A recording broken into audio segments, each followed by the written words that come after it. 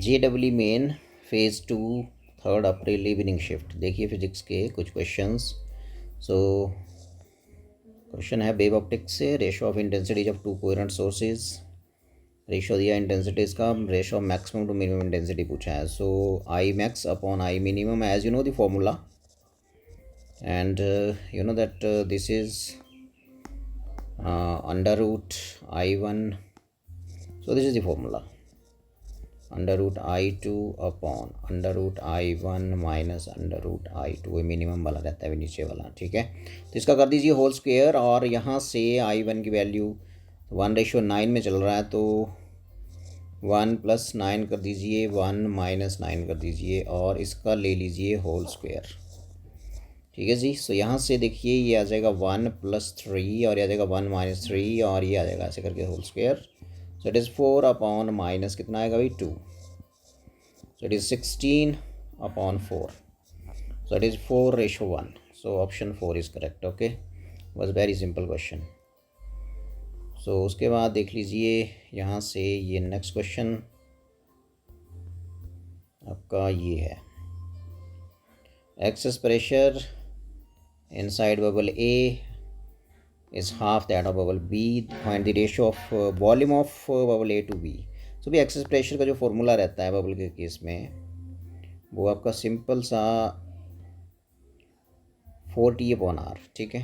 सो यदि हम 4T upon R करते हैं, बबल A की बात करें फिर B की बात करें, सो यदि 4T, T surface tension upon R, radius उसका ले लेते हैं RA, वो हाफ है बी का, तो बी का क्या हो जाएगा भाई 4T अपॉन RB, 40 कैंसिल, सो आपके पास बचेगा यहाँ से RA = 2RB।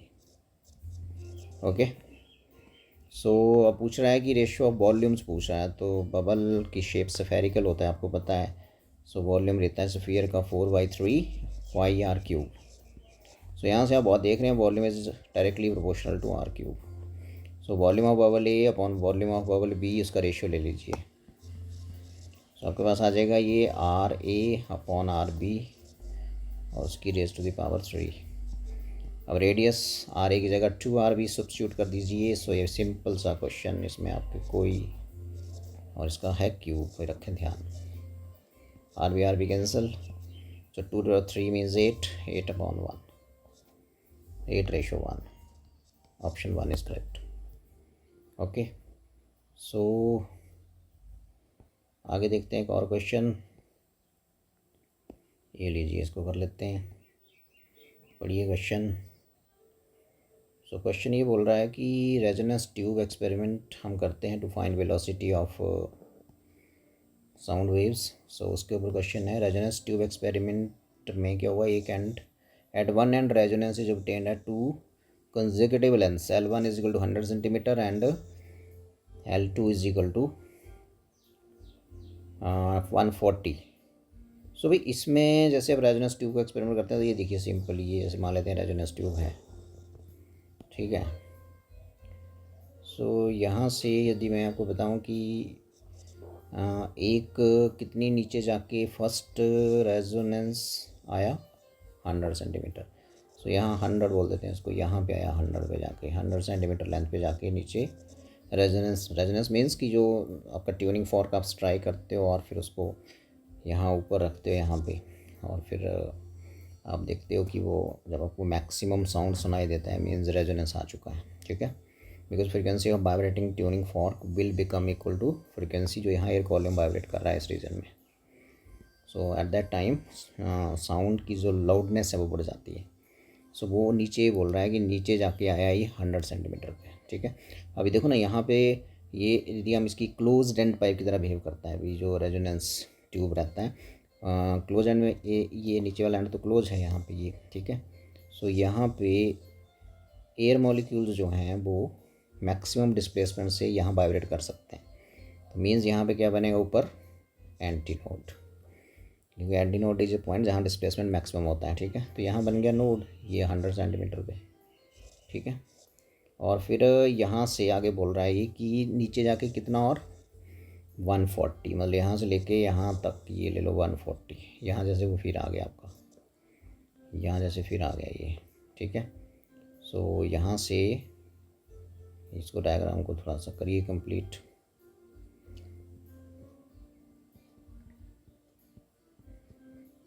तो यहाँ 140 ले लेते हैं, यहाँ जैसे ले लेते हैं, ये आ गया आपका 140 सेंटीमीटर पे जाके सेकंड रेजोनेंस पोजीशन आया उसका, ये बोल रहा है क्वेश्चन, ठीक है जी।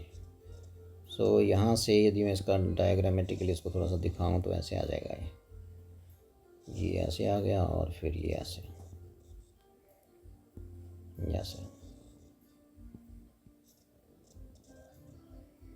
तो ये आ गया आपका यहाँ पे, ठीक है जी। सो ये आ गया नोड और यहाँ भी क्या बन गया, नोड, ठीक है। सो ये नीचे रह गया वाटर, ये इस पॉइंट से नीचे वाटर है, ऊपर सारा वाइब्रेटिंग एयर कॉलम होगा जब आप ट्यूनिंग फोर्क ट्राई करके यहाँ ऊपर लाओगे ना यहाँ पे। सो अब आप देख लीजिए कि ये जो नोड है और ये भी नोड है, ये नोड है, देखो ये भी नोड है। नोड इज ए पॉइंट जहाँ डिस्प्लेसमेंट क्या रहता है, 0 रहता है, ठीक है। सो यहाँ आप देखें कि जो डिफरेंस बचेगा, ये वाला डिफरेंस बचेगा 40 सेंटीमीटर, बिकॉज ये टोटल यहाँ 140 है, ऊपर से 100 है, तो ये 40 बचा। और दो नोड्स के बीच का जो डिस्टेंस रहता है ये आपको पता है कि λ/2 होता है। तो यहाँ से λ/2 आ गया भाई 40। सो λ/2 इज इक्वल टू 40। सो यहाँ से वेवलेंथ आ जाएगा भाई 80 सेंटीमीटर, ठीक है। अब ये पूछ क्या रहा है, ये पूछ रहा है frequency of sound waves 400 hertz दिया है, तो पूछ रहा है कि वेलोसिटी क्या होगी। As you know that v is equal to mu lambda, ठीक है जी। सो म्यू की वैल्यू पुट कर दीजिए 400, v is velocity of wave, frequency mu है और आगे लैम्डा मीन्स 80 सेंटीमीटर, मीटर बना लीजिए, डिवाइड करिए 100 से। सो आपके पास ये आ जाएगा, देखिए यहाँ से 320 मीटर पर सेकेंड, ये होगा वेलोसिटी ऑफ साउंड। तो ये था भाई। तो इसमें थोड़ा सा यहाँ से ध्यान लगाएं तो आप देखोगे कि जो आपका एंटी नोड है वो बनेगा ऊपर, ठीक है। तो एंटी नोड, ये यहाँ एंटी नोड बना दिया मैंने, और यहाँ से लेके यहाँ तक के 140 और यहाँ से लेकर के अंदर 100 सेंटीमीटर है। तो ये क्योंकि यहाँ पे फ्री एंड है, यहाँ पे ओपन एंड है, ओपन एंड पे एयर मॉलिक्यूल्स जो होंगे यहाँ वाइब्रेटिंग एयर मॉलिक्यूल्स वो मैक्सिमम एम्पलीट्यूड से यहाँ वाइब्रेट करेंगे, तो यहाँ पे एंटी नोड बनेगा और इन दो पॉइंट्स पे जहाँ रेजोनेंस है वहाँ पे नोड बनेगा। अब ये डिफरेंस आपको 40 रह गया, 40 रह गया मीन दो नोड्स के बीच का डिस्टेंस होता है λ/2। सो लैम्डा यहाँ से निकल गया 80, और as you note velocity is equal to frequency into wavelength, frequency is given 400 hertz and lambda is 80 centimetre, इसके मीटर बना लीजिए 220 मीटर पर सेकेंड, 320 मीटर पर सेकेंड। ऑप्शन 1 इज़ करेक्ट, ठीक है जी। सो यदि हम आगे चलें तो नेक्स्ट क्वेश्चन के लिए ये देखिए, next it is again very simple question, simply errors पे है। सो इसमें परसेंटेज एरर पे क्वेश्चन है, percentage change in P Q R और टी में दिया हुआ है। So delta S upon S हो जाएगा भी, यहाँ से p की पावर 1 है, delta p upon p plus आगे q है, पावर 1 है, delta q upon q plus नीचे ये 3 है तो ये हो जाएगा 3 डेल्टा r अपॉन r, और आगे है ये under root means power half, so half delta t upon t, very simple. So यहाँ से देखिए डेल्टा p अपॉन p का परसेंटेज चेंज 1, ये देखिए यहाँ पे, और आगे फिर 1, ये देखिए, और आगे 3, पर यहाँ 3 पहले ही है, सो 3 × 3, और आगे देखिए हाफ, और डेल्टा टी में जो चेंज है दैट इज़ 2, ये आ गया। सो यहाँ से काट के simple 1 + 1 2 + 9 + 1, so it is 12%। Percentage error in जो एस होगा फिजिकल क्वांटिटी में जो परसेंटेज एरर रहेगा that will be very simple 12%, very simple question. So आगे यदि हम देखें तो ये ही क्वेश्चन थे इसमें दो, ये देखिए नेक्स्ट क्वेश्चन। सो इसमें भी बड़ा सिंपल सा क्वेश्चन है भाई, तो कर दीजिए इसको सॉल्व। मीडियम का रिफ्लेक्टिव नेक्स्ट मुझे दिया जा रहा है, frequency of light is 5 × 10⁴ hertz and wavelength of light in medium क्या होगा। तो इट्स वेरी सिंपल, फ्रीक्वेंसी दी है तो आपने पहले तो आप इसकी सिंपली फ्रीक्वेंसी है, वेलोसिटी ऑफ लाइट आपको पता है, पहले वैक्यूम में ही चलते हैं मीटर पर सेकंड। सो फिर वही C is equal to nu lambda, so nu lambda is equal to C. So पहले यहाँ से वेव लेंथ निकाल लेते हैं वैक्यूम वाली, ठीक है जी। So lambda is equal to C upon nu, C की वैल्यू है 3 × 10⁻⁸ और नीचे आ जाएगा फ्रीक्वेंसी 10⁻⁴, ये आ जाएगा 0.6 × 10⁻8 में से 4 गया, 4 रह गया, ठीक है जी। सो ये आ गया आपकी वेवलेंथ, ये आ गई वेवलेंथ मीटर में, ठीक है जी। अब ये पूछ रहा है कि रिफ्रैक्टिव इंडेक्स 2 है, तो आपको पता है कि जब मीडियम में जाएंगे तो वेवलेंथ लैम्डा बाई म्यू हो जाएगी, म्यू उस मीडियम का रिफ्रैक्टिव इंडेक्स है, ठीक है। वेवलेंथ कम हो जाती है भाई, तो वेवलेंथ कम हो जाती है तो इतना कम हो जाती है upon mu, and mu is always greater than 1। यहाँ दिया हो आपको 2, सो ये 2 के 2 यहाँ पुट कर दीजिए। सो ये बन जाएगा 0.6 अपॉन 2 और 10⁻⁴ तो है ही, ठीक है जी। तो ये आ जाएगा आपके पास 0.3, ठीक है। 10⁻14 है यहाँ पे, सो यहाँ 14 कर दीजिए, तो ये आ जाएगा आपके पास -6। 14 था यहाँ, 4 नहीं था, सो ये आ जाएगा -6, ठीक है जी। और इसको देख लीजिए, आगे 0.3 × 10⁻⁻6 नैनोमीटर में आंसर दिए जा रहे हैं, तो 10⁻³ से मल्टीप्लाई करिए, उससे डिवाइड करिए, अब देखिए आंसर क्या आएगा। तो आपके पास ये अभी मीटर में चल रहा है, कुछ नहीं किया आपने, तो आपके पास आ जाएगा 0.3 इंटू 10⁻³ ऊपर आके 10⁻³ हो जाएगा, और ये बन गया नैनो, ये बन गया नैनो और ये बन गया मीटर, ये बन गया 3/10 × 1000 नैनोमीटर। तो एक 0 से एक 0 कट गया, सो इट इज़ 300 नैनोमीटर होगा लैम्डा मीडियम में। जो लाइट की वेवलेंथ है वो 300 nanometre, option 2 is correct. Frequency तो चेंज नहीं होती, जब लाइट मीडियम बदलती है तो फ्रिक्वेंसी है वो चेंज नहीं होती, अनचेंज रहती है, ठीक है भाई। सो असल सिंपल सही क्वेश्चन था, इसमें टफ कुछ भी नहीं था, ठीक है जी। तो आगे चलते हैं, नेक्स्ट क्वेश्चन देखते हैं। नेक्स्ट क्वेश्चन ये देखिए, तो अगेन कैपेसिटेंस पे कॉमन पोटेंशियल पे क्वेश्चन है भाई, कॉमन पोटेंशियल पे क्वेश्चन है, ठीक है। सो करिए इसको, सिंपल सा ही है। कैपेसिटर का कैपेसिटेंस दिया है, पहले का दिया है कितना 100 पिको फैराड, और उसकी connected to 60 volt cell, okay. और फिर डिस्कनेक्ट कर दिया है ना, और फिर उसको is connected to uncharged capacitor C2, sir the final potential across C1 becomes 20 volt. मतलब इसमें कॉमन पोटेंशियल दिया जा रहा है अभी।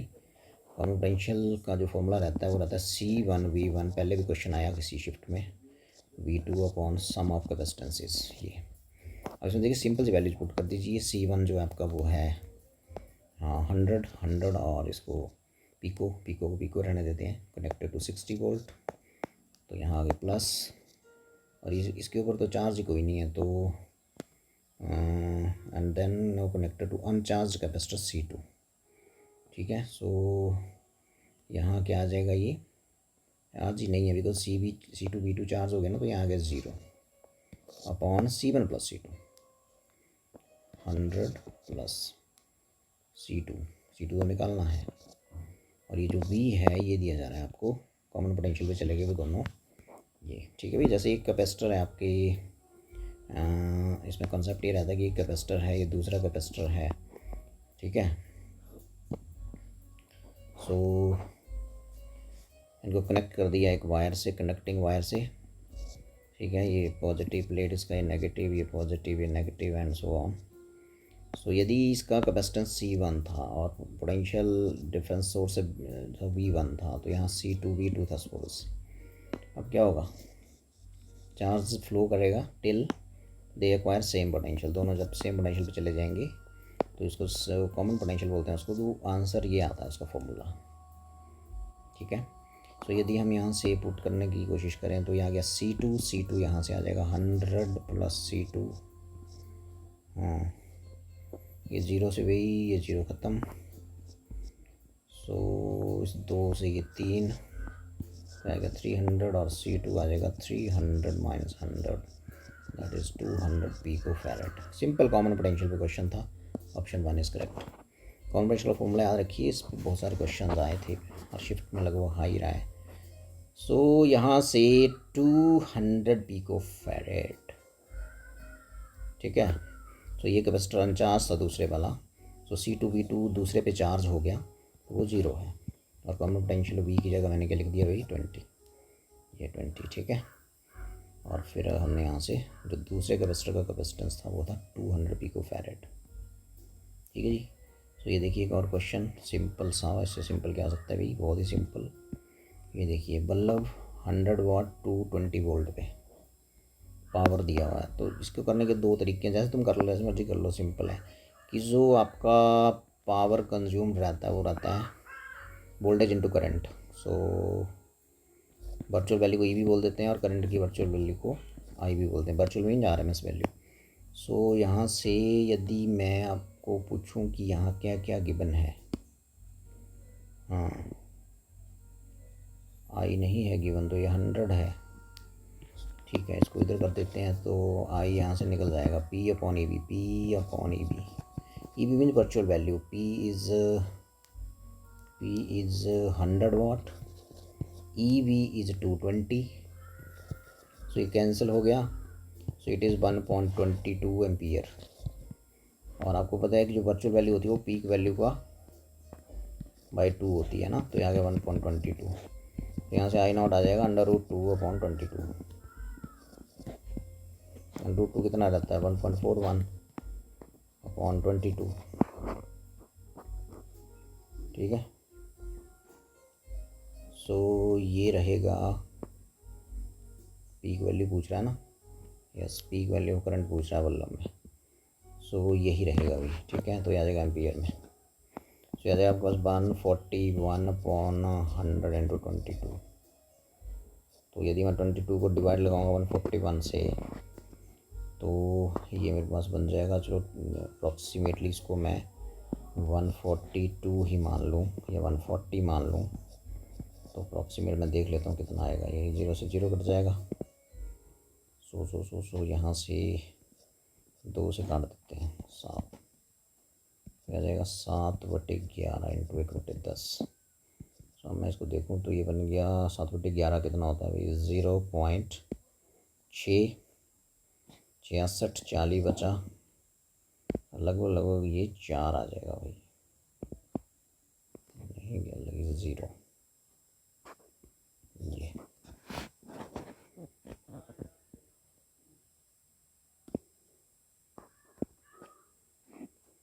चलिए ठीक है। सो इसमें थोड़ी गलती तो नहीं हुई है कहीं पे, एक ही 0 कटा था यहाँ पे, 10 था, 10/22, ठीक है।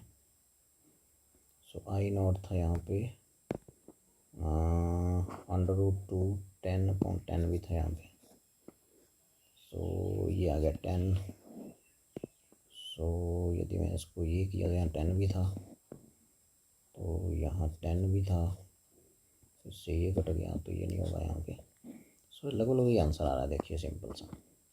फिर देख लेते हैं, ठीक है। You know that voltage current का प्रोडक्ट पावर रहता है, वर्चुअल वैल्यू से ले रहे हैं, तो वर्चुअल वैल्यू करंट का यहाँ से रेशियो आ गया इन दोनों का, तो डिवाइड किया तो ये आ गया। अब वर्चुअल वैल्यू होता है पीक वैल्यू अपॉन √2, तो यहाँ से आई नॉट निकाल दीजिए, सॉल्व करना है इसको simple 0.64, so option 2 is correct. तो वो आगे चलते हैं और अगला देखते हैं क्या है अभी। सो ये क्वेश्चन क्या बोल रहा है देखिए,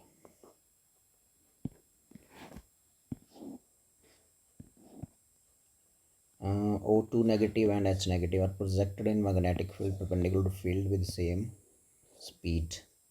The radius of curvature of will be less। अच्छा O2 का रेडियस कर्वेचर लेस होगा। स्टेटमेंट 1 देख लेते हैं पहले। अब आपको बताया कि मैग्नेटिक फील्ड में जब एक चार्ज पार्टिकल को हम फायर करते हैं तो उसका जो रेडियस रहता है पाथ का वो रहता है mass into velocity upon QB, because हम QB भी जो मैग्नेटिक फोर्स रहता है उसका सोर्स रहता है सेंट्रीपिटल फोर्स का, वो सोर्स होता है। तो यदि हम यहाँ से देखें तो ये देखो हो गया, यहाँ से R क्या होगा, यहाँ से R हो जाएगा, यहाँ से MB/QB ये आ गया, ठीक है। अब यहाँ पे बोल रहा है कि मैग्नेटिक फील्ड के परपेंडिकुलर, ठीक है, परपेंडिकुलर वाले फॉर्मूला है ये, विद सेम स्पीड, तो स्पीड सेम हो गया, मल्टीपल भी सेम हो गया। सो आर डायरेक्टली प्रोपोर्शनल टू बचा एम अपॉन क्यू। ठीक है। सो यदि हम O2 की बात करते हैं, O2 नेगेटिव की, और रेशियो ले लेते हैं तो किसका ज़्यादा आएगा? देखो H प्लस है ये। ठीक है। सो मास उसका कितना रहता है ऑक्सीजन का? 8 16 16 upon upon upon q, 16 upon q, 2 negative जो लिख दीजिए, और ये R M upon q, hydrogen का 1 और चार्ज भी 1 प्लस। ठीक है। सो यदि मैं यहाँ देखूँ तो ये तो 16/2 8 आ गया भाई। तो रेडियस, इसको इधर ले जाइए, तो रेडियस O2 नेगेटिव का 8 टाइम्स होगा रेडियस H पॉजिटिव से, मतलब बहुत ज़्यादा होगा भाई। और ये बोल रहा है लेस, तो स्टेटमेंट 1 तो इनकरेक्ट है। ठीक है। 2 को देख लेते हैं। Electron and proton are projected magnetic field same. Electron proton की लगाइए, उसको बोल रहा है मोर, इलेक्ट्रॉन का रेडियस मोर होगा। सो इसमें भी सेम लगा दीजिए, कितना आएगा भाई? इलेक्ट्रॉन प्रोटॉन होते तो फिर चार्ज तो सेम हो गया। तो देखो सारी चीज़ें इलेक्ट्रॉन दूसरे किसका कर रहे हैं हम, ये सारी चीज़ें सेम हो गई भी, तो इसका मतलब डायरेक्टली प्रोपोर्शनल टू एम बना। ठीक है। तो मास प्रोटॉन का बहुत ज़्यादा होता है ना, 1837 टाइम्स होता है मास ऑफ इलेक्ट्रॉन, किसका? मास प्रोटॉन का। सो यहाँ से यहाँ रेडियस डिपेंड कर रही है मास पे, मास प्रोटॉन का ज़्यादा है तो रेडियस भी प्रोटॉन का ज़्यादा होगा, और इलेक्ट्रॉन का कम होगा। इलेक्ट्रॉन का मास कम है ना भाई, तो इलेक्ट्रॉन मास जिसका कम उसका रेडियस भी कम, तो इलेक्ट्रॉन का रेडियस कम होगा किससे? प्रोटॉन की रेडियस से। और यहाँ क्या बोल रहा है कि इलेक्ट्रॉन का जो रेडियस है वो मोर है प्रोटॉन से। तो स्टेटमेंट 2 भी आपकी इनकरेक्ट हो गई, ये भी इनकरेक्ट हो गई। सिंपल फॉर्मूला बेस्ड क्वेश्चन था, कुछ भी नहीं है इसमें। सो वो statement 1 and 2 are incorrect, option 3। ठीक है जी, अभी चलते हैं। ये देखिए क्वेश्चन और देखिए सिंपल सा, और ये क्वेश्चन बोल रहा है कि pressure of an ideal gas increased by, volume constant हो तो P डायरेक्टली प्रोपोर्शनल टू क्या रहता है? T at constant volume. ठीक है। सो अब बोल रहा है कि परसेंट क्या किया, pressure of an ideal gas, तो जितना आप प्रेशर में परसेंटेज इंक्रीज़ करोगे उतना ही टी में परसेंटेज इंक्रीज़ आएगा। तो लिख देते हैं 0.4% ऑफ पी। ठीक है, is equal to 0.4% of T. T1 बोल देते हैं शुरू वाले को, टेम्परेचर, टेम्परेचर पूछ रहा है ना शुरू वाला, ये फाइंड इनिशियल टेम्परेचर। ठीक है। सो यहाँ से आपका आ जाएगा ये, यहाँ से आपका आ जाएगा ये 0.40 and that is equal to, अब देखो लास्ट लाइन पढ़ो, find the initial temperature of the gas if there is 1% rise, change in temperature 1% रहा है। ठीक है। सो 0.4% ऑफ T1, ये जो चेंज है that is equal to 1 degree Celsius. Change है ये, माइंड इट। सो चेंज जितना सेल्सियस स्केल पे होता है उतना केल्विन स्केल पे होता है। You can write it 1 Kelvin, because दोनों में चेंज सेम रहता है। सो उसे सॉल्व कर दीजिए, सिर्फ इसको सॉल्व करना है, वो हो गया ये। T1 निकालना है यहाँ से, ये T1 तो आएगा 0.4/100 into T1 and that is equal to 1। सो T1 is equal to 100/0.4। So it is छूटा तो नहीं कुछ, वही था। Yes 1 kelvin. सो ये आ जाएगा आपका 100, 4 ऊपर चला गया 10, सो कितना आ गया भाई ये 4 25 100, सो आ जाएगा 250 केल्विन। Option 1 is correct. बड़ी सिंपल लॉजिक, जो परसेंटेज चेंज पी में आएगा वही परसेंटेज चेंज टी में आएगा। तो यदि परसेंटेज चेंज पी में 0.4% आ रहा है तो वो भी उसी में आएगा, टी में भी उतना ही आएगा, because P directly proportional to T. अब परसेंटेज चेंज मीन्स चेंज दिया मीन्स राइज है, टेम्परेचर बढ़ रहा है, ये इंक्रीज चेंज है, ये चेंज इंक्रीज हो सकता है या डिक्रीज हो सकता है। ठीक है। सो राइज है तो कितना है राइज, मतलब ये जो सारी चीज़ है ये किसके इक्वल है भाई? 1 डिग्री सेल्सियस चेंज है। और केल्विन में ही वैल्यू सब्स्टिट्यूट करते हैं तो जितना चेंज सेल्सियस स्केल पे होता है उतना केल्विन स्केल पे होता है। सो ये 1 केल्विन हो गया। बस इसको सॉल्व कर दीजिए और यहाँ से T1 की वैल्यू आ जाएगी 250 केल्विन। Option 1 is correct. और देखते हैं भाई। सो ये थे क्वेश्चन जिसमें ओके देन।